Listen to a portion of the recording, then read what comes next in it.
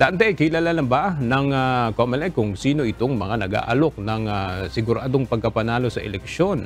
At saan daw ito nag-iikot? Magandang tanghali, Aga. Sa ngayon ay wala pang binanggit partikular ang COMELEC kung sino-sino ang mga ito. Pero sinabi ni Commission on Elections Chairman George Erwin Garcia, batay nga dito sa mga nakarating sa kanilang mga report na mayroon ngang mga nag-iikot sa buong bansa ng mga individual o grupo. Ang kanilang ginagawa ay nag-aalok anya ng sure win o tiyak na panalo sa halalan kapalit ang milyon-milyong pisong halaga mula 50 million pesos hanggang 100 milyong piso. Ipinapakalat umano ng mga ito na may contact sila sa COMELEC at kaya nilang maipanalo ang eleksyon kahit hindi pa mangangampanya ang isang kandidato sa national at lokal na posisyon.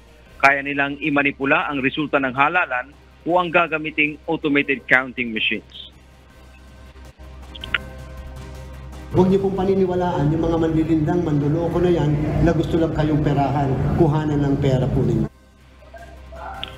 Kaya naman sa ngayon ay babala ng COMELEC sa publiko, lalo na sa mga nagpaplanong tumakbo na mag-ingat sa ganitong modus. Maaaring i-report sa kanila ang gumagawa ng ganitong modus para mapanagot sa batas.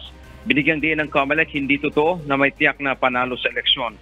Paliwanag ni Garcia na hindi kayang dayain yung makina at wala pang nakapagpapatunay na nagkaroon ng dayaan gamit ang mga automated counting machine.